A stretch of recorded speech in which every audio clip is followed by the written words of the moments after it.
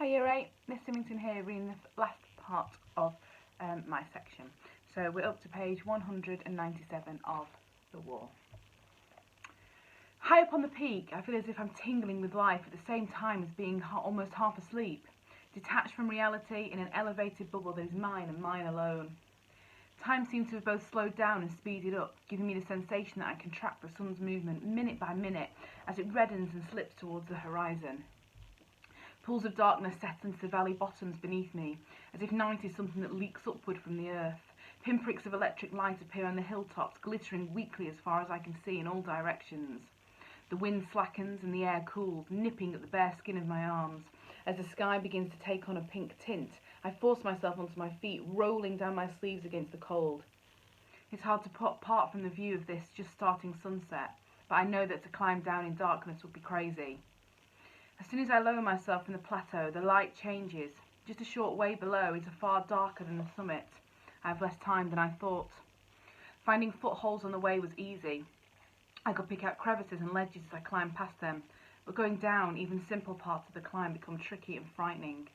Again and again I have to clutch desperately at the rock, holding my weight with one trembling leg, while I scrabble blindly with pointed toes in search of support.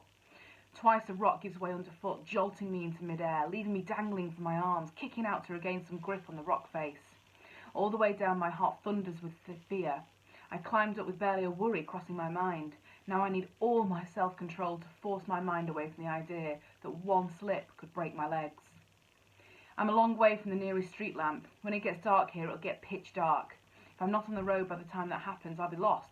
It'll just be me in the darkness and the jackals all night.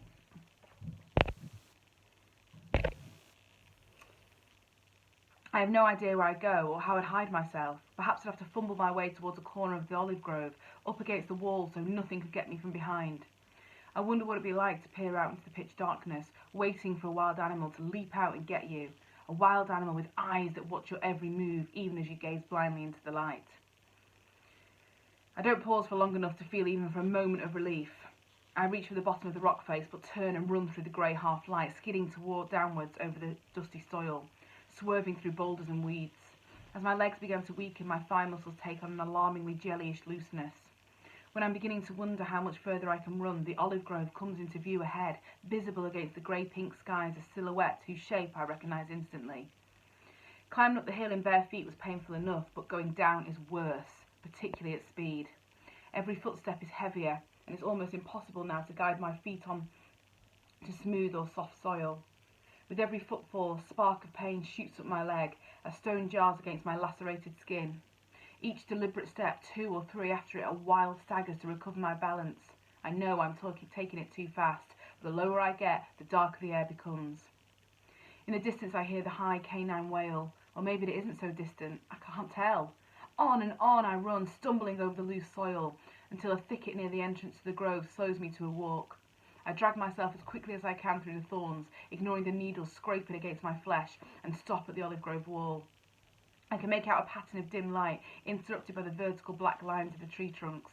I can't see what damage has been done, and I don't have time to go and check, but I know the grove well enough to tell from one glimpse that nothing has been chopped down. I remember exactly where I left my shoes, and kneel to retrieve them. They aren't there. I fumble around on all fours, searching both sides of the wall, but there's nothing. My shoes have gone. Yeah, I thought, he's taken them. I stand again, feeling a bubble of loathing rise up and burst inside me, spreading hot, poisonous glow across my chest. My throat is still gulping down the air in thin, wheezy gasps. I tap the olive grove wall with my hands, hoping it might transmit me to good luck, and walk on, my scratched feet reluctantly placing themselves one in front of the other as I hurry down the path through the soupy darkness. I don't dare slow down, but at this speed I end up veering and dodging at sudden panic lurches as bushes and rocks loom up out of the black air, barely an arm's length in front of me. Not far ahead, invisible, directly in my path, is a coil of razor wire. Rushing blindly towards it, it feels like one of those nightmares where your legs carry you towards the side of a cliff. A still sliver of moon is hanging in the sky somewhere above the Amarias, too thin to give off a useful light. Sensing I'm close to the wire, imagining what the coil of blades will do to my flesh if I fall into it, I force myself to slow down. A sudden softness underfoot alerts me to the mound blocking the path. I stop dead. Inches from my nose I can just make out, like some evil version of a bird's nest, the tangle of sharpened steel. Navigating more from memory than by the glimmer of the moonlight, I pick out a route around the wire and on the road. Turning my body to the right, I know I'm pointing towards home. I can make out the shape of town, a cluster of orange spots flickering through the gloom like embers, but around me I can't see as far as my own feet. The jackals are calling louder now, more than one of them, closer than before. Perhaps they can smell me and sense that I'm afraid. Maybe they're watching me already, waiting for a moment of weakness, drooling into the thirsty soil. I pick up a handful of stones to use as ammunition in case I can hear any suspicious noises. I toss one ahead of me, just because it's almost impossible to hold the stone and not throw it. There's an eerie moment of silence, as if the stone has simply vanished. Then I hear it land with a distant skitter.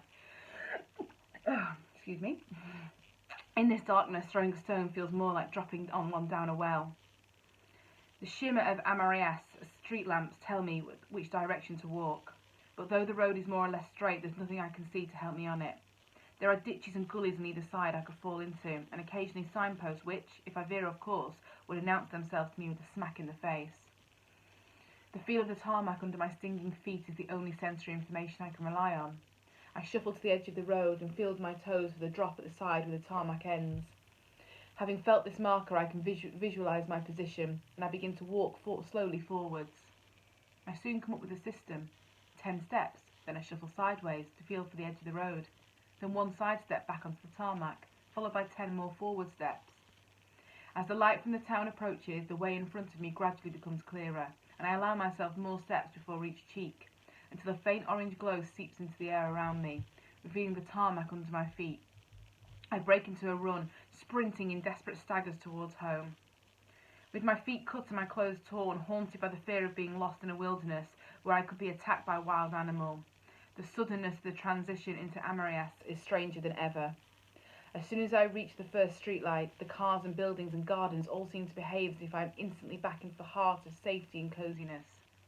With a single step, I appear to have hauled myself from extreme danger to absolute security. Looking outwards towards the grove, I can see nothing whatsoever, only purest blackness. I turn and run through the town. As soon as I'm through the door, my mother leaps at me. "Oh my God, Joshua, what's happened to you? Where have you been? What's happened?" She shrieks a volley of questions, staring in horror, while I stand in the hallway with my back against the door, catching my breath, both feet bleeding silently into the rug. When she notices the blood, she takes my arm, leads me to the bathroom and sits me down. As she strips me to my underwear, her panic seems to subside. She stops shouting questions, raises my feet onto a towel in her lap, and concentrates on cleaning my cuts with disinfectant and cotton wool. She does this in silence with immense care, while I simply sit on the ledge of a bath, feeling dazed and spent. I only realise she's finished when she appears in the doorway with my pyjamas. "I'm hungry," I say. "Put these on and come to the kitchen."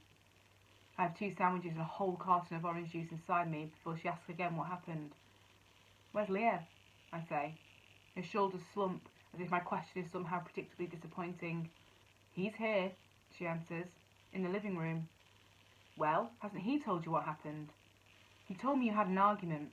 He said you've been doing stupid things, associating with dangerous people and sneaking out to fields that don't belong to us, and doing God knows what with God knows who." "There you go then," I say sarcastically. "There's your answer." "That's not the answer." "What? You don't believe him?" "Yes, I believe him, but I need to know more. I need to know what you've been up to, and where you went tonight, and why you're cut to pieces." "It was Liev." "Liev? He didn't do this to you." "Oh, so you believe him, but you don't believe me?" "Not when you're lying." "I'm not lying." "Liev sent you out all evening. Liev cut you." "Yes, effectively." Liev's voice booms from the doorway. "You see what he's like? A born liar. I don't know what else we can do with him." "He pulled a gun on me." "Ah!" Liev swats the air in front of him. "He threatened me, and he threatens a man I've been helping. I've been learning about trees, how to grow lemons and olives. I haven't done anything wrong. But Liev came out with a gun and he nearly killed us." "He's crazy," said Liev. "Your son is crazy." "Why are you saying these things?" says my mother, her words strangled and desperate, as if she's pleading with me. "I had to run up to the hills to escape him, to stop him shooting. Then it got dark and the bushes cut me on the way down. He stole my shoes, so I had to walk all the way back barefoot." My mother kneels on the floor beside me and takes my hand. Her eyes are filled with tears. I can see that she's trying to speak, but she can't get the words out. Eventually, in a trembling voice, she says, "Why are you doing this? I'm trying my best for you. Why are you determined to make things so hard? What are you talking about? Why do you have to be like this? Like what?" Her voice drops to a whisper. "Why do you hate him so much?" I snatch my hand away. "I've just told you." "What's he ever done to you?" "I told you. I've just told you." "Do you know where we'd be without him? Do you know what he's done for us? Who do you think pays for our food? How do you think we've got a roof over our heads? Why won't you listen to me? He's your father now, and he loves you, and there's no way back to the life we had before. That's over. You have to accept what we have. Trying to destroy it and make everything impossible for me is just selfish and stupid, and it has to stop. I've had enough." "You're blind! You're totally blind!"